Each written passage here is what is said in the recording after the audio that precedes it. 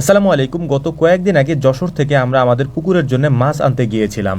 গতবার যশোর থেকে শিং এবং কই মাছ এনে পুকুরে ছাড়ার পর আজকে আমরা আবারও যশোর যাচ্ছি মাছ আনার জন্য। আজকে আমরা পুকুরে বা হাউজে ছাড়ার জন্য কোনো মাছ আনবো না, আজকে মাছ আনবো বায়োফ্লকে ছাড়ার জন্য। ভোর রাতে ফজরের আজান হওয়ার সাথে সাথে আমরা সবাই মিলে জামাতের নামাজ আদায় করে তারপর আমরা চলে যাচ্ছিলাম যশোরের উদ্দেশ্যে। আমরা এর আগেও এমন টাইমেই গিয়েছিলাম, কারণ এই সময় যদি আমরা রওনা দিই তাহলে ওখানে পৌঁছাতে পৌঁছাতে একেবারে সকাল হয়ে যায় এবং ওই সকাল টাইমেই ওই বাজারটা খুব সুন্দর করে বসে বা সকালবেলা একেবারে ফ্রেশ মাছটা আমরা নিয়ে আসতে পারি ওখান থেকে। তো আলহামদুলিল্লাহ আমরা যশোরে এসে পৌঁছে গিয়েছি। তো আমরা সবাই মিলে সকালের নাস্তা এখান থেকে সেরে নেব, নাস্তা সেরে তারপর আমরা ওখানে যাব, মানে যেখান থেকে আমরা মাছ কিনবো ওখানে চলে যাব।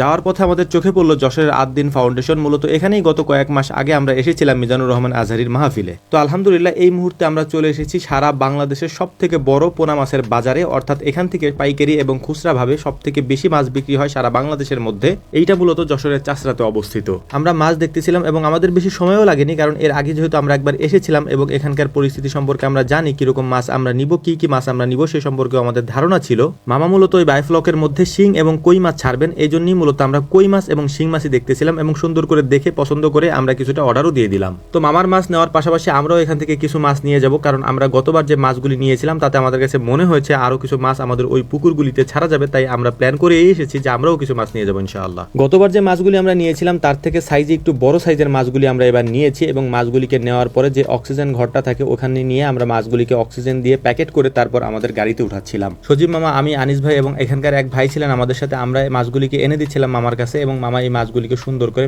গাড়ির মধ্যে সাজিয়ে রাখছিলেন। যশোরের এই জায়গাটাতে যেখানে এই মাছগুলি বিক্রি করা হয় এখানে একটা সুবিধা হচ্ছে, আমি আগের ভিডিওতেও বলেছি যে আপনি চাইলে যে কোনো ধরনের মাছ সিঙ্গেল ভাবে নিতে পারেন। অর্থাৎ আমাদের এখানে যে মাছগুলি বিক্রি হয় এটা মূলত মিক্সড মাছ, অর্থাৎ চাইলেই আপনি যে কোনো এক ধরনের মাছ নিতে পারবেন না, আপনাকে 4-5 রকমের মাছ একসাথে মিক্সড করে তারপর আপনাকে দেওয়া হবে। কিন্তু এখানে সেটা নেই, আপনি যে ধরনের মাছ নিতে চান সেই ধরনের মাছই আপনি এখান থেকে নিতে পারবেন ইনশাআল্লাহ। আমাদের সবগুলি মাছই প্যাকেট করা হয়ে গিয়েছে এবং গাড়িতে সাজানো হয়ে গিয়েছে। এখন আমাদের বিদায়ের পালা, এখান থেকে আমরা চলে যাবো ইনশাআল্লাহ এখন, কারণ আমরা ভোর রাত্রের দিকে এসেছি এবং রাত্রে কেউ তেমন একটা ঘুমায় নেই এবং মামার আমি বারবার ফোন দিয়ে ডিস্টার্ব করতেছিলাম যে তাড়াতাড়ি আসেন গাড়ি নিয়ে, আমরা দ্রুত গেলে আবার দ্রুত ফিরতে পারবো ইনশাআল্লাহ। যেহেতু আমাদের খামারে অনেক কাজ থাকে তাই সকাল সকাল গিয়ে আমরা প্রায় 9টা-10টার মধ্যে আবার ব্যাক করে চলে আসতে পারি। রওনা দেওয়ার পর আমাদের প্ল্যান হচ্ছে আমরা প্রথমে যাব আনিস ভাইদের বাড়িতে, ওখানে যে পুকুরটা আছে ওইখানে গিয়ে আমরা মাছগুলি ছাড়বো। অর্থাৎ আমাদের মাছগুলিকে আমরা প্রথমে রেখেছি যাতে করে এই মাছগুলিকে আনিস ভাইদের পুকুরে ছেড়ে দিয়ে তারপর এখান থেকে আমরা যাব হচ্ছে নানা বাড়িতে, ওখানে মাছগুলি মামার ওই বায়োফ্লকের মাছগুলি ছেড়ে তারপরে আমাদেরকে কিছু মাছ এখান থেকে গিফট হিসেবে দিয়েছেন।